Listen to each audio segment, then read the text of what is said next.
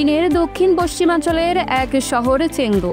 একদিকে অর্থনৈতিক প্রবৃদ্ধি, অন্যদিকে পরিবেশ সংরক্ষণ, এই দুয়ের মধ্যে ভারসাম্য রক্ষার দৃষ্টান্ত আজ চেংদু। দীর্ঘদিন ধরেই শহরটি চীনের অর্থনৈতিক উন্নয়ন আর সবুজ উদ্যোগের মিলনক্ষেত্র হয়ে উঠেছে। রাজধানী বেইজিং থেকে অনেকটা দূরে অবস্থিত হওয়া সত্ত্বেও চেংদু বিশেষ সুবিধা পেয়েছে চীনা সরকারের গো ওয়েস্ট ক্যাম্পেইন থেকে। 2000 সালে শুরু হয় এই কর্মসূচির অর্থায়নে চেংদু হয়ে ওঠে এক পরীক্ষাগার, যেখানে নতুন ধারণা ও প্রকল্প বাস্তবায়নের সুযোগ সৃষ্টি হয়। কিছু প্রকল্প সফল হয়েছে, আবার কিছু হয়নি, তবু শহরটির যাত্রা থেমে যায়নি।